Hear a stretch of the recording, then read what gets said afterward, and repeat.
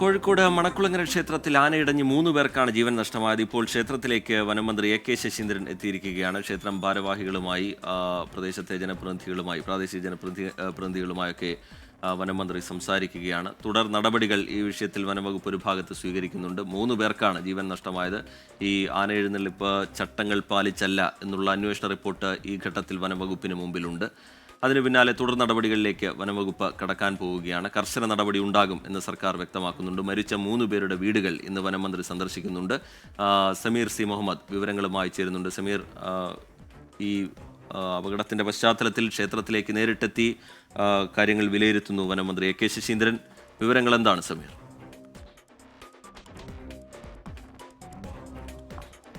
റിജിത്ത്, അല്പസമയം മുമ്പാണ് കുറുവങ്ങാട് മണക്കുളങ്ങര ക്ഷേത്രത്തിലേക്ക് മന്ത്രി എത്തിയത്. ഇവിടെയാണ് വ്യാഴാഴ്ച സന്ധ്യയോടുകൂടെ ഈ അപകടം ഉണ്ടായത്. 2 ആനകൾ ഇടയുകയും തുടർന്ന് 3 പേരുടെ മരണത്തിനിടയാക്കി 31 പേർക്ക് ഗുരുതരമായി പരിക്കേൽക്കുന്ന സാഹചര്യമുണ്ടായി.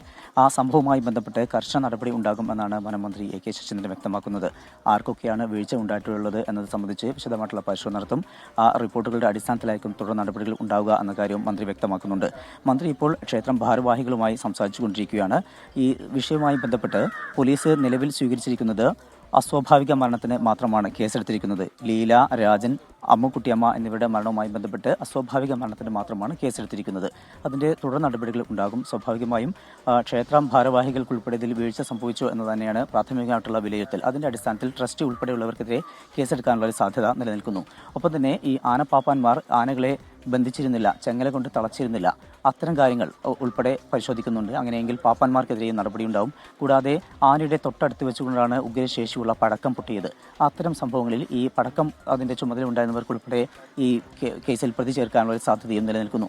അത്തരം സാഹചര്യങ്ങളെല്ലാം കൂടെ പരിശോധിച്ചുകൊണ്ടായിരിക്കും ഇതിൽ വിശദമായിട്ടുള്ള നടപടികൾ ഉണ്ടാവുക. ഏതായാലും ഇപ്പോൾ മന്ത്രി ക്ഷേത്രത്തിൽ എത്തിയിരിക്കുന്നു. ക്ഷേത്രം ഭാരവാഹികളുമായും നാട്ടുകാരുമായും സംസാരിച്ചുകൊണ്ടിരിക്കുകയാണ്. ഇത്തരം അപകടങ്ങൾ ഉണ്ടാവാതിരിക്കാനുള്ള കർശന നടപടി ഉണ്ടാകണം എന്നുള്ള നിർദ്ദേശം മന്ത്രി നൽകിയിട്ടുണ്ട്. ഒപ്പം തന്നെ ഈ സന്ദർശനത്തിന് ശേഷം മരിച്ച ലീലയുടെയും രാജന്റെയും അമ്മുക്കുട്ടിയമ്മയുടെയും വീടുകളും മന്ത്രി സന്ദർശിക്കും. അതുമായി ബന്ധപ്പെട്ട് അവർക്കും അതുപോലെ തന്നെ ഇപ്പോൾ ചികിത്സയിൽ കഴിയുന്നവർക്കും സർക്കാർ ഏതെങ്കിലും വിധത്തിലുള്ള ധനസഹായം പ്രഖ്യാപിക്കുമോ എന്നുള്ളതാണ് എവരും ആകാംക്ഷയോടെ നോക്കുന്നത്. അത്തരമൊരു നടപടി, അത്തരത്തിലുള്ള ഒരു സഹായം സർക്കാരിൻ്റെ ഭാഗത്തുനിന്ന് ഉണ്ടാകുമെന്നാണ് പ്രതീക്ഷിക്കുന്നത്. എന്തായാലും മന്ത്രി ഇപ്പോൾ ക്ഷേത്രം ഭാരവാഹികളുമായും നാട്ടുകാരുമായും ആശയവിനിമയം നടത്തുകയാണ്. തുടർന്നാണ് മരിച്ച വ്യക്തികളുടെ കുടുംബാംഗങ്ങളുമായിക്കൊണ്ട് അവരെ കാണുന്നതിനും അവരെ സന്ദർശിക്കുന്നതിനും വേണ്ടിക്കൊണ്ട് വീടുകളിലേക്ക് പോവുക.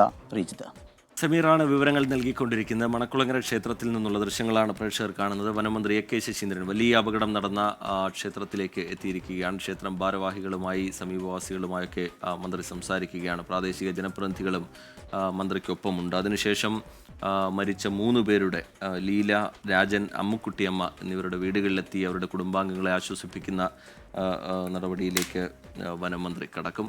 എന്തെങ്കിലും സഹായം സർക്കാർ പ്രഖ്യാപിക്കുമോ എന്നുള്ള കാര്യവും എല്ലാവരും ഉറ്റുനോക്കുകയാണ്.